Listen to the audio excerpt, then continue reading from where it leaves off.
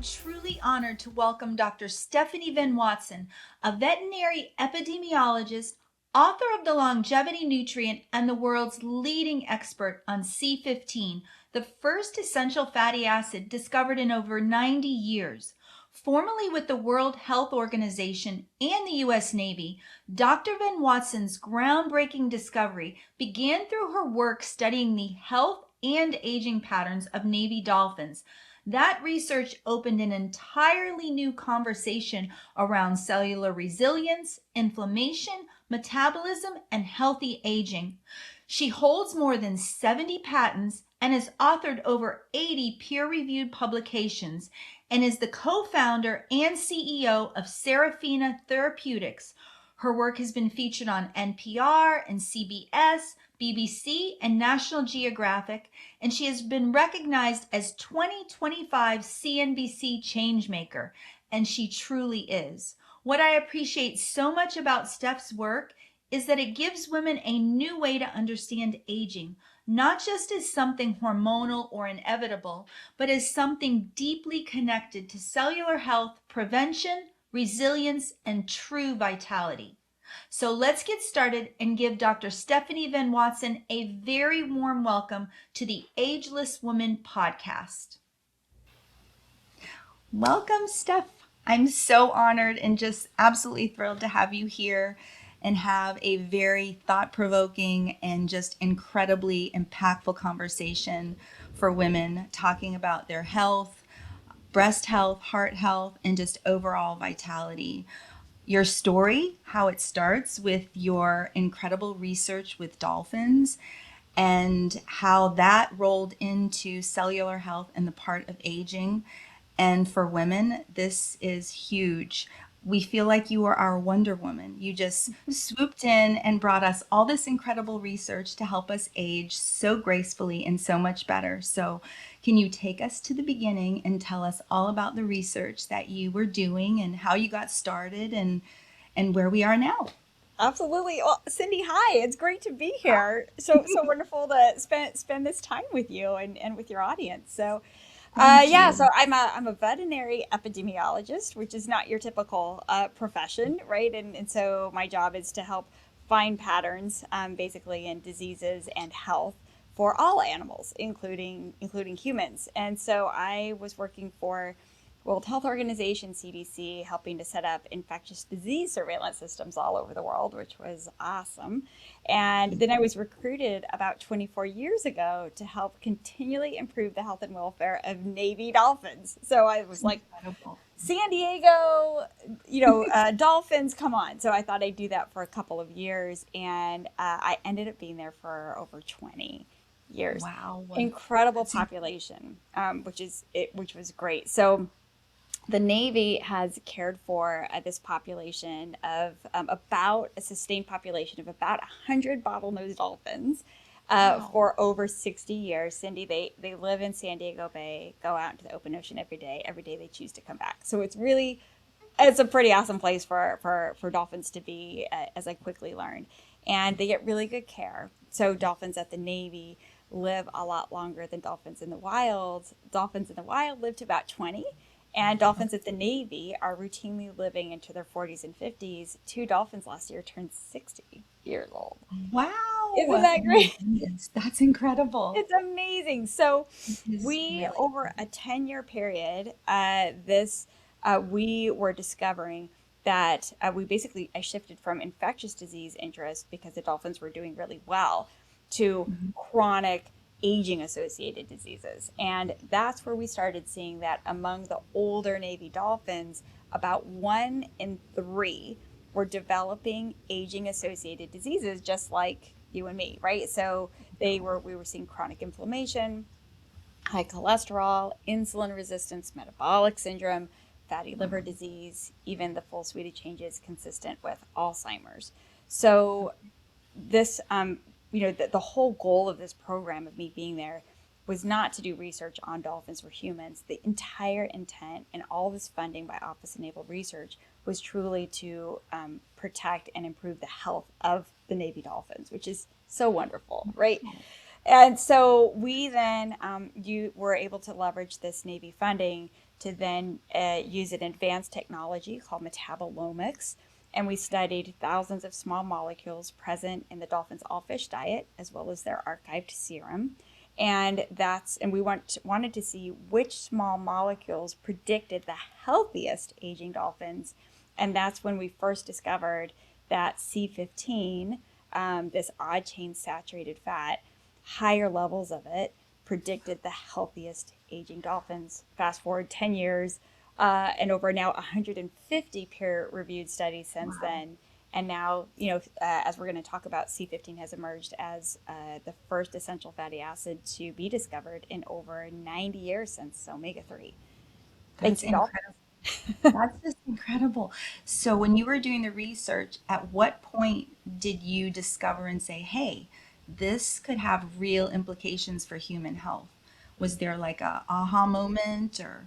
Yeah, there was. So as we were, when we were finding these associations, we, then went to the literature because I didn't even know what C15. I've never heard of C15, didn't know what C15 was. So as we started looking into C15 in the peer-reviewed literature, there were a number of early papers that were showing the same association, that humans that had higher levels of C15 had a lower risk of having, and then now we know of even developing type 2 diabetes and heart disease. That's really where the focus, as well as some hints on liver disease. So when we started seeing that, it was like, aha, that was like humans, dolphins, great. This is, this similarity meant that there could be something meaningful. While these studies were really just saying it's association and not causation, we were the first then to be able to then go and say, hey, let's actually focus on odd chain fatty acids. Let's change the diet of the dolphins specifically to increase their C15 and C17 levels, and let's see what happens. And that's where we saw an active improvement and started this, wonderful decade-long journey. That's incredible. What types of foods did you have to change up their diet when you noticed the healthier dolphins versus the dolphins that weren't so healthy? And then did you see differences in female versus male dolphins? Oh, that's a great question. So great set of questions. So what we did, we looked at we compared a couple populations. The first is we looked at Navy dolphins within the Navy population, those that were like getting this syndrome, aging associated diseases, and those that were not. So that was one group. The other group was looking at dolphins in the Navy versus wild dolphins living, and you'll appreciate this, in Sarasota Bay, Florida. And yes, and so because that is also a really well understood, studied population of wild dolphins. While Navy dolphins live longer than Sarasota dolphins, we were seeing that the Sarasota dolphins were not getting this syndrome, right, that we were seeing. Interesting. So super interesting. So we were able to look at their fatty acid levels, do metabolomics with those dolphins, and be able to look at their diets, right? So the book was actually originally going to be called the Sarasota Bay Dolphin Diet, but we didn't want people to think that we were like, eat dolphins. Eat the diets of the dolphins. So what we then found was that, so Sarasota Bay dolphins, lower insulin, lower likelihood of having this syndrome. When we looked at their blood values, we saw that they had much higher levels of C15 and C17. So then we looked at their diet, the fish they were eating in Sarasota Bay, which included things like mullet and pinfish that Navy dolphins don't eat. And those fish were high in C15 and C17 versus the fish that were being fed to the dolphins were much lower. And in many cases, there were several types of fish they were being fed that had no C15 in it. So, right. So then the study, we basically gave Navy dolphins that were case dolphins, right? The ones that had the syndrome. We gave them the Sarasota Bay dolphin fishes. So we gave them mullet and pinfish. We were able to show that their C15 and C17 levels successfully increased. So they increased the amount in their diet, increased the amount in their blood, and most importantly, Cindy, in that very first study, showed normalization of glucose, triglycerides, cholesterol, and insulin, and ferritin, which we'll get to. So it was like, okay, this isn't just association, causation. And then we moved C15 and C17 into the lab and then started doing, your standard work that you would need to do to really understand a molecule's efficacy. Wow. Was there a point in time where you said, okay, this is affecting all those different levels, triglycerides, insulin, glucose, when you really saw how important it was affecting the cells, the integrity of the cell membrane? What's the timeline with that? Yeah, so what we found was that one of the key findings from the modified diet study in the dolphins was, which was unexpected, we weren't even looking for it, was improved red blood cell health. So we saw that there were dolphins that we had in the population. One of them was Bertha, like our old female dolphin, of course, named Bertha. And she had had chronic anemia for a long time, like for years and years, just like people, right? And one of the folks on our crew came back and said, and she was part of this study, came back and said, Bertha doesn't have anemia anymore. It's gone. Wow. And we're like, what? So then as we looked at all the dolphins that were part of the study, and Cindy, every single half of the 20 dolphins in the study, half of them had anemia, and so we then saw they all resolved. And so that's where we, combine, as we combine this pilot study and then a follow-up study together, really through this first study showing that it was having this improvement, and then we were seeing strengthening red blood cells. We have to reach a certain level in the red blood cell level.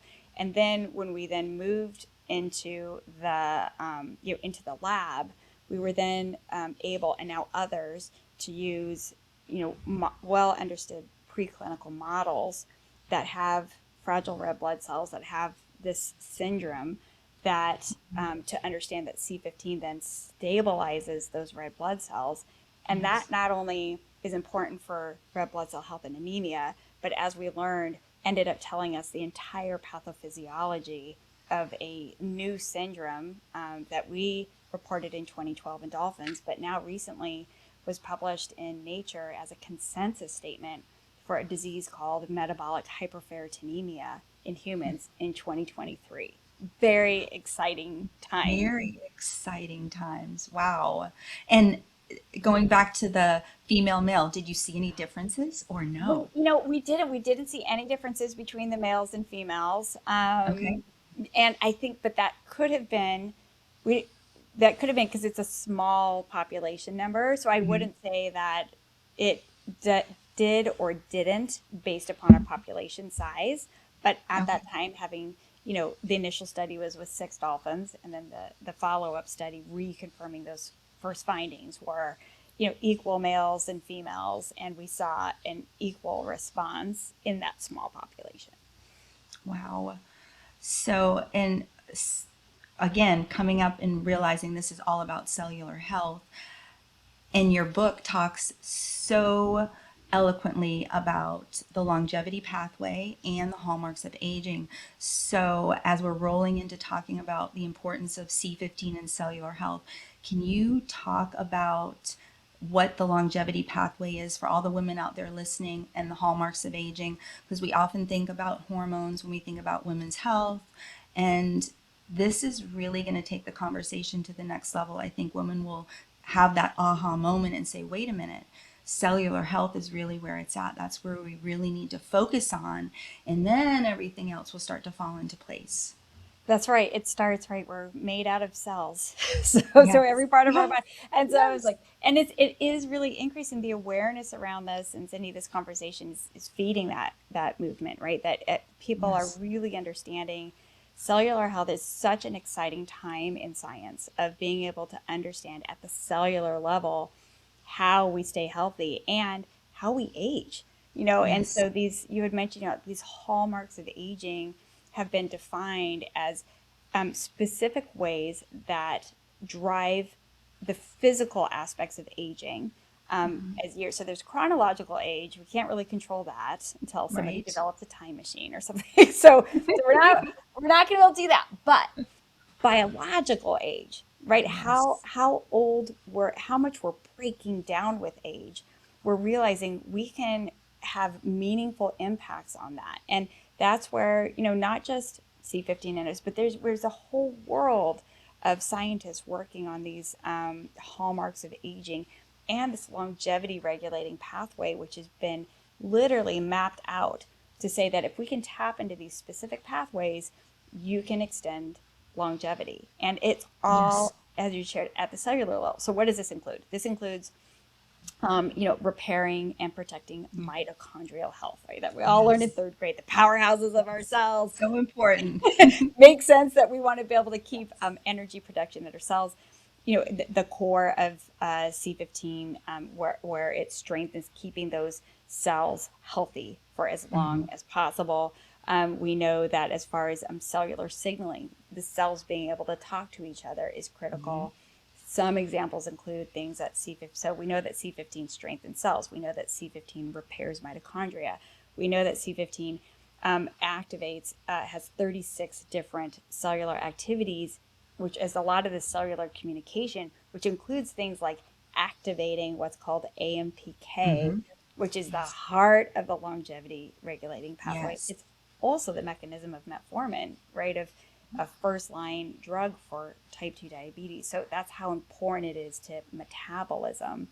And C15 also inhibits mTOR, which is the other, if you're going to pick two mechanisms within the longevity pathway, that's the other one. And that's what rapamycin does, which is, if you ask longevity docs, like, what's your favorite longevity, enhancing candidate, that rapamycin is almost always going to be in the top list, with the exception of its side effects, because rapamycin is a very complex molecule found in Easter Island. It's not something our bodies were meant to have.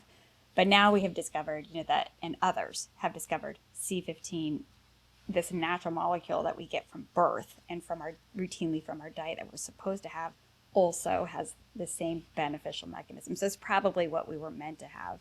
So there's this whole list, like we said in the book, all these acronyms, like, that of all these activities that it has these broad effects that then translates into longer health, that then translate into longer wellness and longevity.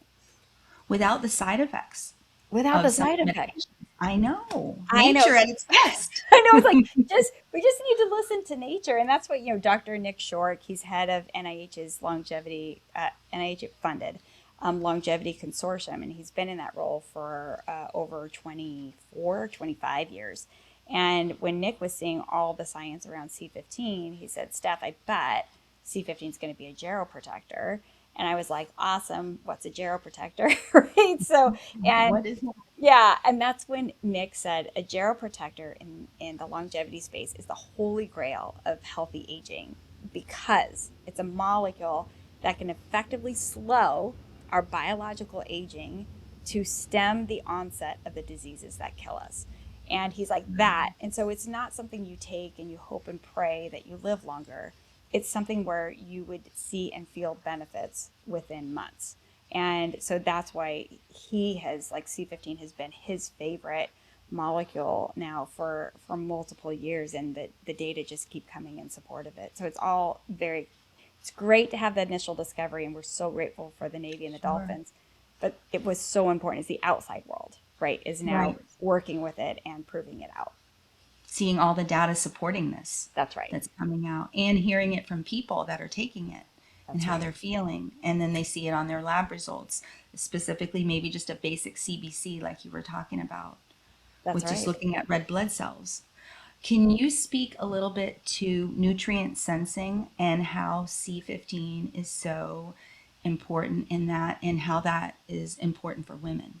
Yeah, absolutely. So, when we talk about nutrient sensing, it's basically saying how well are our cells responding to what we eat, right? And so it gets to, therefore, it means we have to eat the right things to trigger things.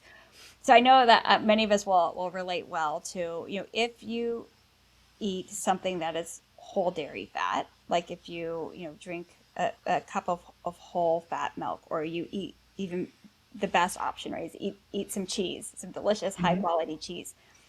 You don't have to eat a lot of cheese and you get full. right? And so Right. this is right. And so versus if it's low fat, and then back in the days where we were like, oh, low fat, therefore high sugar. So we replaced Yes. fat with sugar. We stopped basically triggering the nutrients, and now we're learning C15 is a key one of them that helps to tell our brain, hey, I've had enough to eat, turn down the hunger, signals for a sustained duration of time. When we removed C15 and some of these high fats from our dairy, saturated fats from our dairy, especially C15 as this Goldilocks healthy one, then we stopped signaling to our cells that we've had enough and that it's time to like calm down and not eat. Sugar was doing the opposite, right? Yes. We're Yes. getting the up and the down, up and the down. So the importance of C15 now we're realizing is helping our cells to tell our cells that to be able to do things like these. There are these receptors called PPARs, PPAR alpha and delta.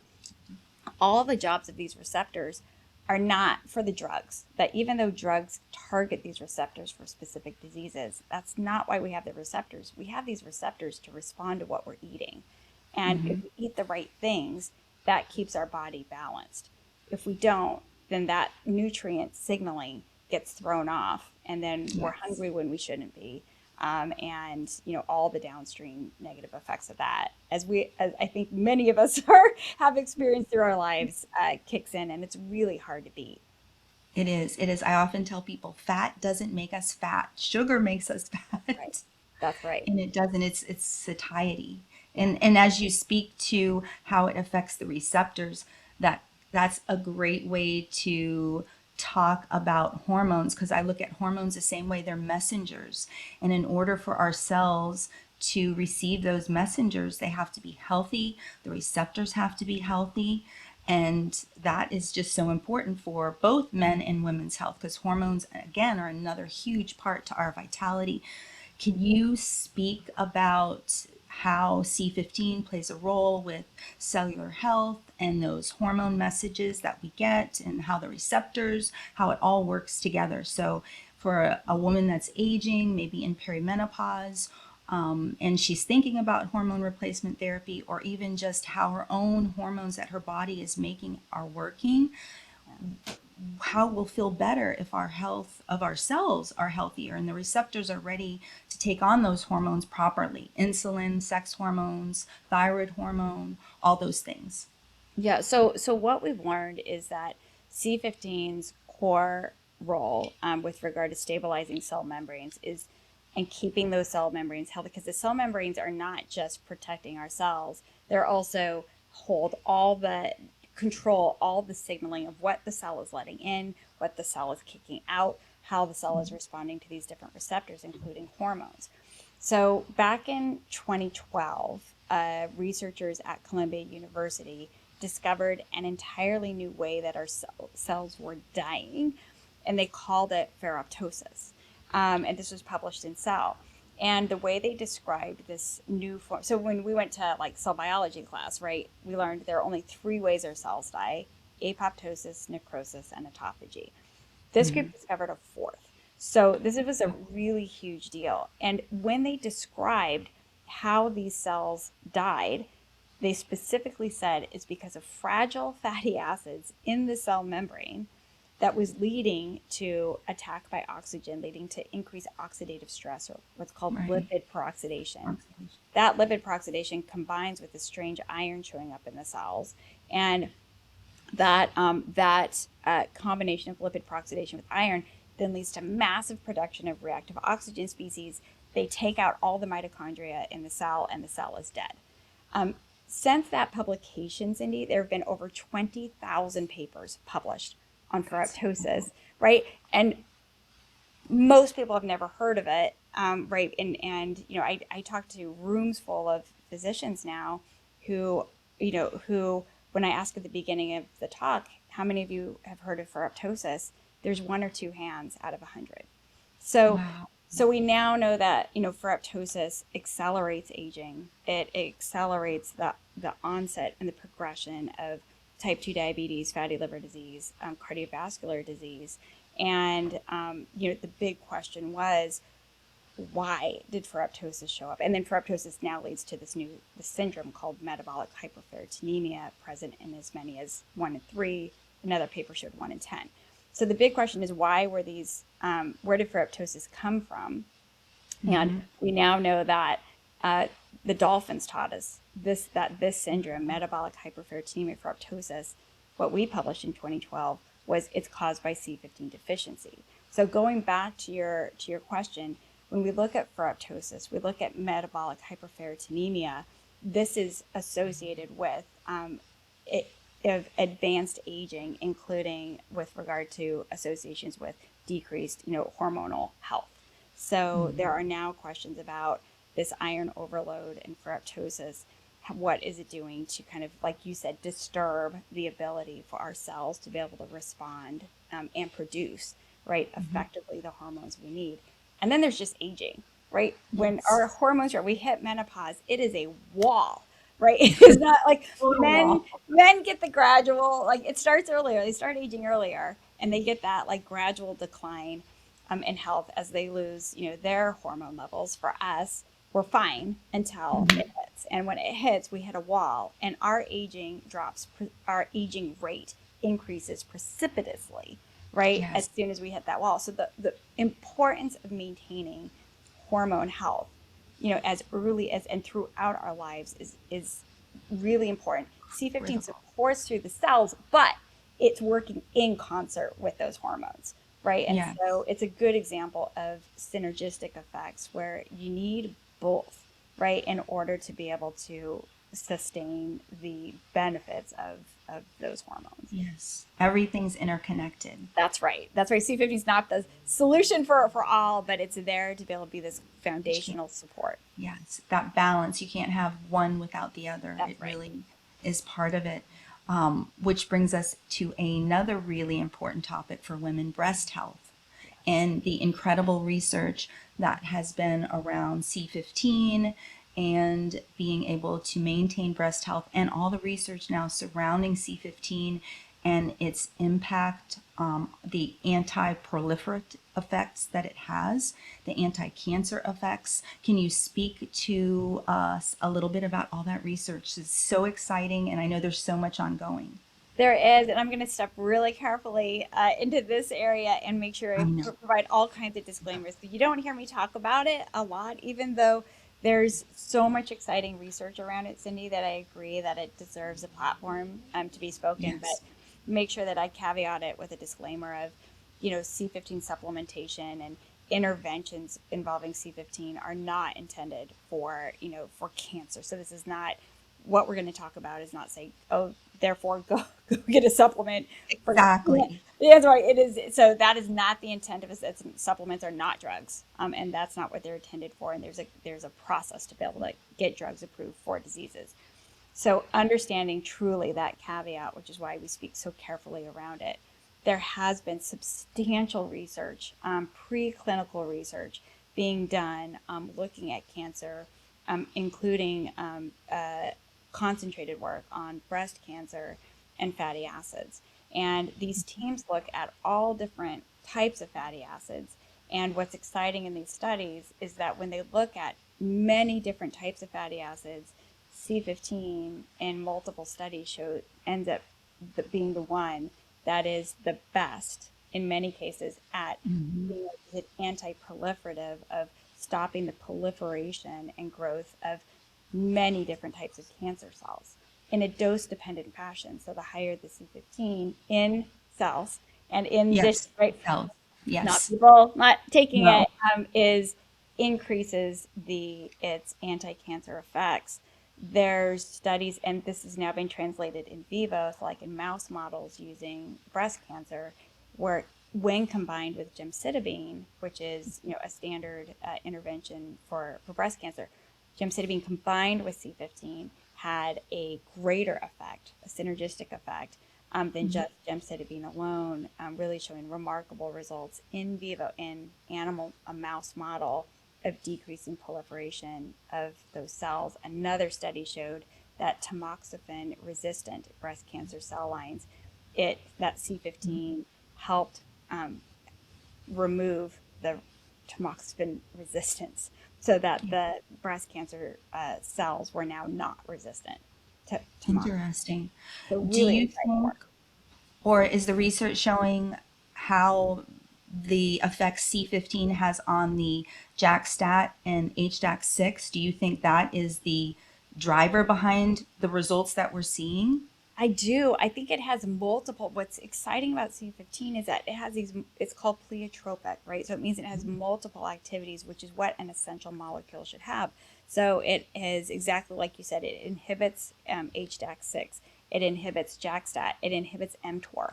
All of these are already established anti-cancer mechanisms that are ideal targets for drugs. And again, here we're talking about something natural. So when you look at human studies, these are not intervention studies, right? These are like you're looking at population studies and showing that C15, that in multiple population studies, people with higher levels of C15 have a lower risk of having or developing certain types of cancers. There are a couple on breast cancers, which are suggestive, but not as strong as, like, there's a study that was done on colorectal cancer showing that only C15 of all the fatty acids, only higher levels of C15 predicted people who didn't have colorectal cancer. So again, this is association, right? Not Right. causation, but the fact that we know a mechanism of action and cancers that have been increasing recently, right? And breast cancer remaining top on the list. And Top. then, right, and then seeing the increase in cancers happening in younger and younger people, Much younger. right? Yes. So the question is, why is this happening? And so one of the hypotheses that we're pursuing and the world is pursuing is, our primary source, dietary source of C15 is dairy fat. As we've decreased our intake of whole dairy fat, we've reduced our bodies and our tissues, our cells levels of C15, which could be naturally there, not just to protect our healthy cells, but to prevent the proliferation of cancer Yes. cells. And if we don't have that C15 level in our tissues, could that be a contributor, a deficiency in C15, that to an environment that is more likely to allow these cancer cells to grow? So again, this is a much bigger conversation that needs a lot more work. But the first levels of data, cell-based data, in vivo data, and then human population studies warrant clinical trials. Yes, and your incredible work and just having these conversations now is so important. It's taking science and medicine to another whole level. This is such an exciting time for us. I really see it that way. I think about in the 1980s where everything was low fat and high carb and we just, and then the moms weren't having milk anymore, and then the babies weren't getting the C15 in the breast milk the way we used to, and just all of that. I remember growing up, like, I just drank milk all the time. I still do, milk and butter and all of that. And I just think, wow, there's definitely the association there. So, and now you brought to the forefront the science behind C15, and now more research. People are listening to you. People are seeing and hearing and reading everything that you've done, and you brought such eyes on this. It's so exciting. I know. I'm just like, I'm really excited. I Oh, just thank think you. your work has been great. Your work is really, really, really profound, and this will help women's health tremendously because it will really help them think about cellular health. And I think so many of us just kind of, I mean, I didn't for years. I wasn't thinking like that. I wasn't like thinking, oh, I've got to make sure all my cells stay healthy. And that's foundational, It is, you it know? is. And now we're seeing things like, like PCOS just got renamed to PMOS, right? Acknowledging that this is a metabolic, like a dysfunctional Disease. metabolic condition. Same thing just happened with fatty liver, not with non-alcoholic fatty liver disease, got rebranded to metabolic associated, dysfunctional metabolism. And we're seeing all of this, like all of these syndromes coming together into, for an important subset being driven by this metabolic hyperferritinemia, which is, kind of this insidious pathophysiology that, like you said, is correlated with with the change in our diet that, one could write off, with the exception of the dolphins. This is like, because the dolphins had the same, they decreased their C15 intake at the same time for different reasons. The Navy had stopped feeding a very high fat fish around the same time we stopped eating high fat dairy, but we know their C15 levels went down. They developed the same syndrome, exact same syndrome. And importantly, we were able to fix it by getting C15 back into their bodies and then prove it all out in the lab. So now it's like, okay, you can't explain C15 away anymore. So we really need to be talking about it, because it's almost to the point where it's more harm to keep pushing it to the side, because it's so safe. And it's like, and we're not, when we talk about the supplement, we were funded by the Navy to develop the supplement as truly to supplement the diet. And if you have a nutritional deficiency syndrome that's emerging, the first way to fix it is through the diet. So let's do that. And food be our medicine. Exactly. And then let the supplement be, an additive way to help address the issue. But these conversations are not to push pills. The conversation is, we have a problem that we think we can fix by just getting the right foods back into our bodies. Yeah, and it's very prevalent in the United States with this advent of all these plant-based milks and plant-based everything. Nothing against plants. I love them. I eat a lot of veggies myself, but I also love cheese, love milk, love butter, love Me ice too. cream. I'm a huge, my life without dairy. I know some people don't have a choice, but I do know. love my dairy. I know. And that now that you say that, some people don't have a choice because there's so much lactose intolerance. And that is probably another whole podcast talking about the effects of C15 on the microbiome and the fermentation process that goes along. And I think there's a lot of research to be done there, because we are supposed to have milk. I think that's a part, of our human biology. And every baby is born, and what's the first thing is milk. It's So perfect I food. think Nature's that there's perfect food. something there too, that eventually we'd be able to hopefully figure out, so everyone can enjoy milk and cheese and butter and ice cream. I know, wouldn't that be great? And then, right, exactly. And we're seeing that C15 is both a prebiotic and a postbiotic. So C15 helps beneficial bacteria grow, like Bifidobacterium adolescentis. It also is, we can use fiber, for example. That fiber has inulin in it. Microbes in our gut can use the inulin from fiber to make C15. So the gut microbiome, like you said, it's a whole new conversation. It's exciting work that groups completely independent of us are doing all of that work. So really exciting. The gut doesn't make enough to get us up and over that threshold, but every bit counts. And it's yet another reason to eat fiber. It's like, there are a lot of reasons. This is yet another one to feed our gut microbes to make good molecules. Let's pivot for a minute and talk about heart disease. Again, another huge topic for women. It is still 1 in 3 women die of heart disease. It is still our number one killer. And C15, again, is right up there to help us decrease our risk for developing that disease, especially as women move into perimenopause, and especially postmenopausal women. They meet men with the risk for heart disease. So can you speak a little bit about how C15 is such an integral part of this disease process, minimizing this disease risk, and where we're going with the research on this, because this is so important for women too. Yeah, absolutely. I'm glad you brought up heart disease, right? Especially, around women, because people forget, right? And like you said, like once we hit that wall, we're basically equal to men, and then in some cases, scary places potentially surpassing them in risk. So the combining the data. So let's start with the mechanism of action and what it's doing at the cellular level. Some of the core benefits, I think, of C15 at the cellular level are going to be inflammaging. So decreasing inflammation and with aging it's called I inflammation. love that. Right? Inflammation.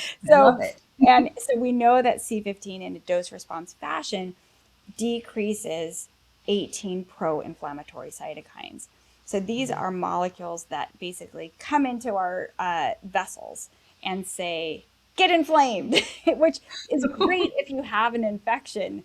But if you don't have an infection and those signals are going off in the way that they shouldn't, then you get this chronic pro-inflammatory state in your heart throughout your vessels that is a major instigator of heart disease. And this includes our specific cytokines called like IL-6, MCP1, TNF alpha, well understood to be just naughty players in our vessels.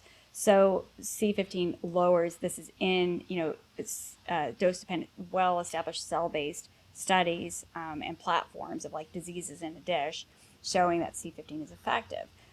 When we move to, preclinical models, and we actually saw this in the dolphins as well, that C15, we also know also possibly in part because it activates AMPK, it lowers cholesterol. And so we're seeing a cholesterol lowering effect of C15. And so we know that that is heart protective. And then the ferroptosis piece may end up being one of the most important components, that ferroptosis is becoming one of a major risk factor for heart disease.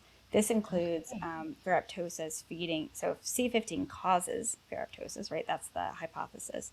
And then this ferroptosis affects, usually it starts with the liver. People with fatty liver disease, they have a much higher risk of dying. And it's not from liver disease, they're dying from heart disease. So we're seeing this link between fatty liver disease and heart disease. So if we can address the ferroptosis, both the liver and the heart, iron literally being deposited in the heart and the vessels, we can protect heart disease there. So then we can move into, humans. And so C15, is, like you had shared, prospective cohort meta-analysis. So this is following tens of thousands of people over many, many years, not just one cohort, but multiple cohorts put together into a meta-analysis. There are now 7 meta-analyses on C15 that have C15, right? And this is following people. So they have high C15 or low C15 at the beginning, and what happens as the years pass. And what these studies reliably show, like you had shared, Cindy, is that the higher the C15, the lower the risk, not just of having, but of developing specifically coronary heart disease and stroke. So, and hypertension. So all of these things, right, are then, and those are association, but when you combine all of these things, and the last piece is there's a clinical trial that was done in Singapore in which women who had a high BMI, had fatty liver disease, were supplemented with C15 on top of the other groups where they were given a low-calorie diet to help them lose weight. They were given a Mediterranean-aligned diet to provide, all the well-established benefits of Mediterranean. Then the third group had low calories, Mediterranean diet plus C15 supplementation, and they showed that third group, even above and beyond the first two groups, had lower LDL cholesterol and conveniently increased growth of bifidobacterium adolescensis. So all of this supports that C15, is, again, why is it essential? Protecting as a geroprotector, protecting us against the diseases that are typically lead to our demise, as you had mentioned, heart disease being the number one. Mm-hmm. Do you see that this message is getting into the cardiology community? Is it starting to get more received? People are starting to listen?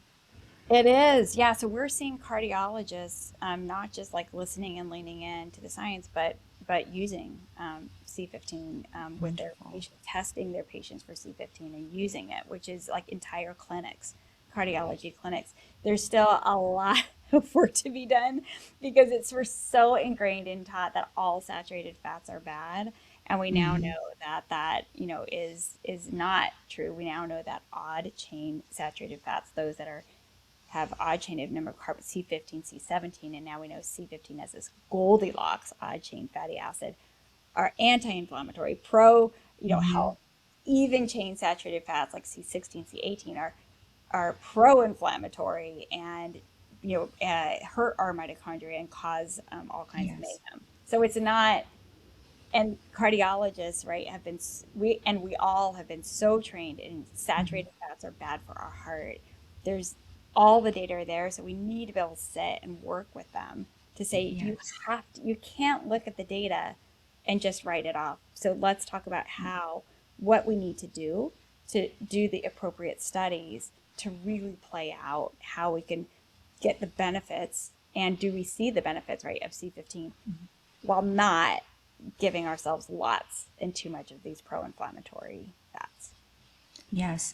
Can you speak to why C15, even over C17, we see so many more health benefits and so much more effect on the hallmarks of aging, and how it's right up there with the acarbose and rapamycin and metformin, more so than any other odd chain fatty acid? What did you guys discover, or what did you discover with this? Yeah, it's been the world really, Cindy, discovering. So we know that odd chain fatty acids as a group, especially C15 and 17, both of them have benefits. So there's C17 is not, it's kind of like the weaker sibling, but it's still a sibling, right? So the one that didn't get all the attention, but still holds its own. So C17 does have anti-inflammatory effects. It does have it's almost like some of the effects of C15 is just more muted. So as a group, they're good. But then as we leaned in more, so we said, okay, odd chain fatty acids are actively beneficial. Let's now look at the differentiation of them. And that's where we and others, around the world have been able to show that C15 holds its own, which is remarkable, right? That evolution will say, and our bodies actually use C15 to make C17. So that kind of gets to the heart of our bodies can't make enough C15 on its own, but it can make C17. So that kind of kicked C17 out as an essential fatty acid because our bodies. So for that reason, C15 is the only one that qualifies as an emerging essential fatty acid. But there are even things that are really strange and surprising. Not only is C15 better, but there was a study done in nematodes where they were looking for essential nutrients for neonatal growth. And so they took nematodes that when they're in this post-embryonic state, they basically just go into this hibernating state if you feed them nothing. So you give them nothing, they don't die, they just hibernate. So it's really a neat model because you can introduce specific one nutrient to that little hibernating post-embryonic state and see if it wakes up and develops. And so when they gave it C15, it just no proteins, no carbs, just C15. It woke up and it had normal neuronal development. They did the same thing with they did the same thing with C17, nothing. So it's like, but C16 in this model, C16 did help wake it up. So it's like, but C16 is pro-inflammatory. Right. So it's more like C15 ends up being special because it is the only one that does all of the good things without the bad things, and it does it better. That's great. It's a little shining star among that group. Yes. So let's turn to a really fun part and talk about food, all the food sources we can get C15 in. This is my favorite part. Let's talk about that. What's your favorite food for C15? Cheese. High quality cheese. Man, I love my cheeses. Pepperoni cheese. Pepperoni. Yeah, exactly. So I love my, and increasing numbers of studies are showing that when C15 is coming, when its source is coming from cheese, it has the best benefits, which could be for a couple of reasons. One is it's concentrated, and it could be coming with other things in cheese, right, that have other benefits as well. So it's like a combined package. We know C15 on its own has benefits, but this is a great source of C15 that's also seems to be delivering, like especially if you look at pregnant women who eat more cheese, more likely to have higher C15 levels, and more likely to then those higher C15 levels translate into better fetal and infant growth and development association. So cheeses, and if you're able to see that it's a cheese that comes from a grass-fed, right, sheep, goat, or cow, that's the best. So cheeses are my favorite, clearly. Some of it could also be that the cheeses that are fermented, so fermented foods could be, dairy foods could be another potential good source, because the fatty in fermented dairy products, the C15 has a greater chance of being broken down into a more bioavailable form. So C15 in dairy food is in a triacylglyceride form. So it's like a branch that has 3 fatty acids attached to it, hence tri. And we can't absorb that. We have to use our digestive enzymes to pull off that free fatty acid and absorb it. When you ferment a product, it can increase the amount of free fatty acid C15 that's available in that food. So those dairy products might help. And then we talked about grass-fed. So if it's butter, especially butter, or milk, if they share that, and yogurt, I know I have a great yogurt that's from grass-fed cows. Those cows that are grass-fed their milk has 50% more C15 than cows that are fed corn. And there's it was called the French market basket study that was done by another team, and they bought a bunch of dairy products in the store. And of course it was France, so it was like 8 cheeses, 8 different cheeses, everything. And the French cheeses that they reported, like, just the French cheeses had 50% more C15 than we see in cheeses that are measured here in the US. So it's just high quality. I know we prefer French cheeses. I know. We have to go visit France and Sardinia more. There you go. Exactly. Oh, gosh. So from your perspective, what foundational lifestyle habits would you tell women that are an absolute must for them to really extend their health span? Obviously, start taking Fatty15, eating healthy, let your food be your medicine first. What would you say? What are some of the things that you do? Share with us. Yeah, and this is going to sound like a broken record from like what everybody says, but it's because there's so much science supporting, like, how do we support health with longevity? How do we live longer because we're healthier? We don't want to live longer and be sick, like right? Like, no, thank you. Like when we first came out with the book, The Longevity Nutrient, City People, there were a lot of women who were like, I don't want longevity. I want health.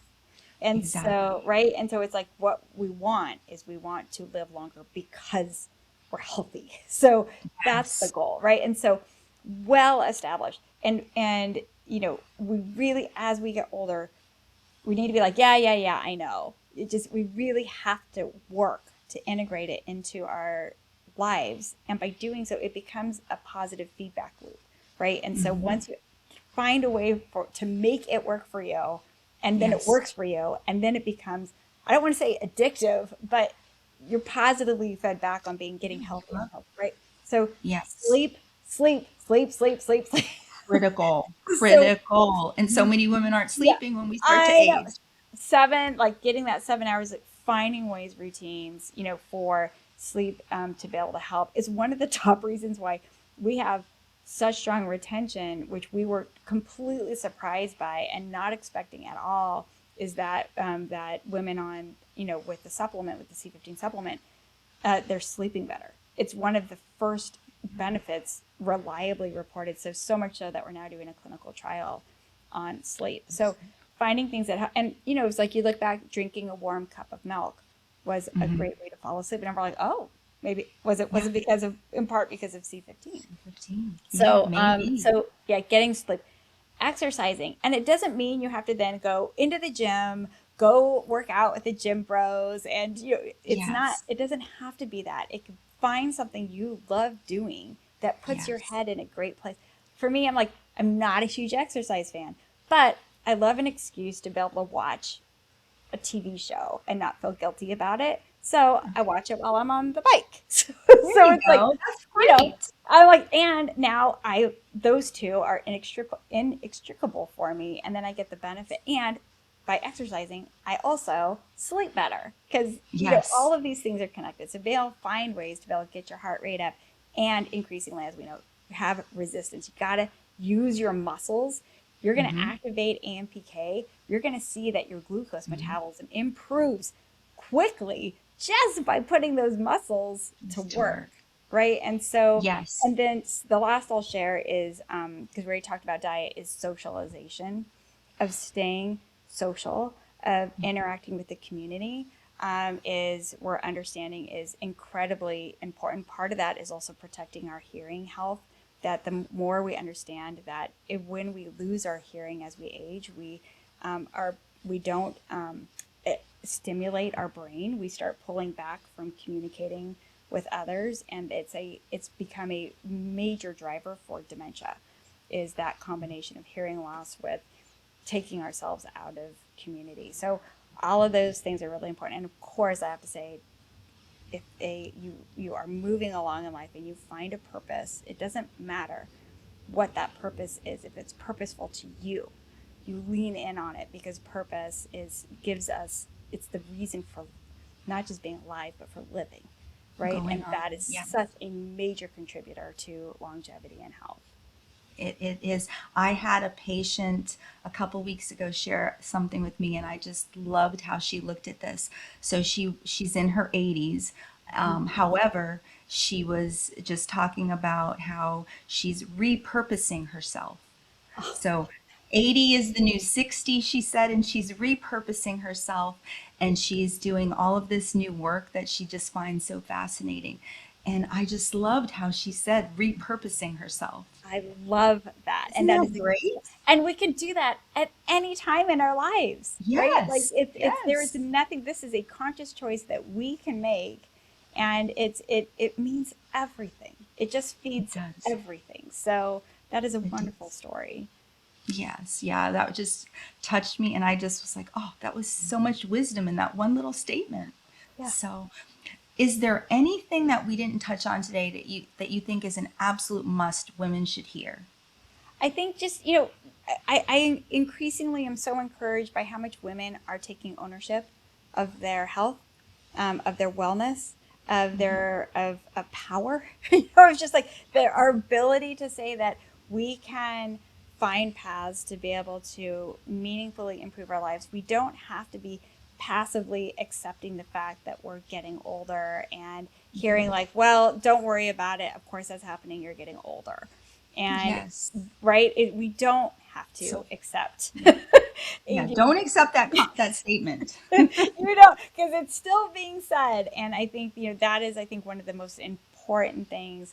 So whether, anything from the conversations that we've had today, but just being able to lean in, yourself better than anybody else. And so be able to take ownership of your health, of your wellness, of your positivity, and contribution, right, Yes. to life. And that is, I think, it's everybody understands it, but really think about, absorb it, and do it. Like, do it today. Yes. Yes. Don't wait. Don't wait. Don't wait. Don't It's wait. not another podcast. I just heard it, and yeah. It's like, go find something today that is meaningful to you, and just start making that commitment to yourself.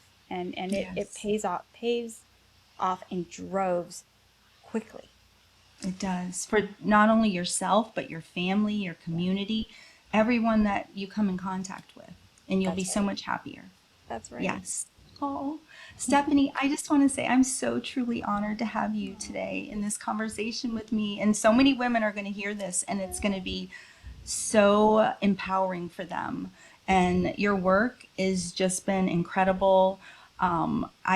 You've reshaped the way people think about aging and prevention, specifically prevention, which I think is huge. I have to tell please, everyone go out and get her book, The Longevity Nutrient. It is wonderful to listen to or read. My husband, who's not even in medicine, loved it and understood everything. You take it down to a level that people can understand. And the story about the dolphins is great for kids to listen to. I can't wait to share it with my grandkids. So, cellular health, that's where it's at. That's what really matters. That's what's going to help us age gracefully and have long health span. So I'm so grateful for all your years of research, your persistence, your dedication, everything that you poured into the work, and your continued work. And I'm so excited to see what's going to happen in the future, all the work that you're going to be still doing. I can't wait. It's I really, really thank you so much for being here. Cindy, wonderful to be here, and the world is on it. We're all, and thanks for becoming part of the movement. We really, I'm really so happy to appreciate be it. here. Great. Thanks, Steph. Thank you. Bye, Cindy. Bye.